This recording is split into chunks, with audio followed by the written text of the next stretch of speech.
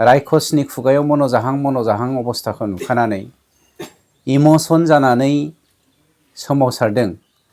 बे सोमावसारनायखौ लानानै हाग्रामा आरो BPFनि मानसिफोरा UPPL नि फिसाफोर बा न'खरनि मानसिफोर होननानै बुंनाया हारिखौ लाजि फोनांनाय बायदि जादों। BTC नि सेक्रेटारियेट मावख'खौ गाग्लोबनायनि बेलायाव BPF दोलोनि दैदेनगिरि बिथांमोना बरन्स हाग्रामायाबो बावहाय UPPL दोलोनि आखाइ दं आरो UPPL दोलोनि थुनज्लायनायावनो बे खामानिया जादों होननाया सोमोनांथावना आरो सोंखारिथावना। जे जोंनि थांनाय 29 नभेम्बर खालि ट्राइबेल स्टुडेन्ट इउनियननि दैदेननायाव बर'लेण्ड आरो क'क्राझार मुलुगसोलोंसालिजों लोगोसे गुबुन गुबुन फरायसालिमानि फरायसा फरायसुलिफोरा थांनाय जोंनि बे BTC नि सेक्रेटारियेट मावख'खौ गाग्लोबनायनि बेलायाव BPF दोलोनि दैदेनगिरि बिथांमोना बरन्स हाग्रामायाबो बावहाय UPPL दोलोनि आखाइ दं आरो UPPL दोलोनि थुनज्लायनायावनो बे खामानिया जादों होननाया सोमोनांथावना आरो सोंखारिथावना।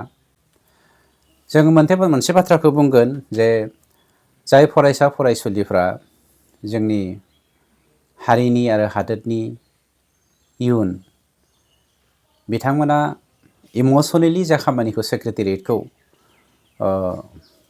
एटेक खालामबाय बा बिनस्थ' खालामबाय, बियो आयेन बेरेखा जादों, बेखौ जोंबो गनायो।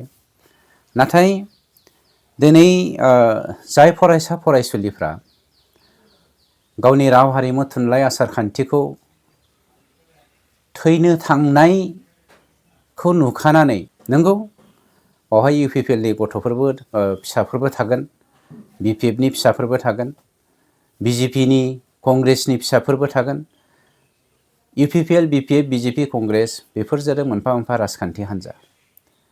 खिन्थु बर' बिमानि राव रायग्रा, बर' बिमानि आसार खान्थि हारिमु राव थुनलाइखौ सिबिग्रा बैफोर जादों साफा साफा बर' आरो साफा साफा ट्राइबेल।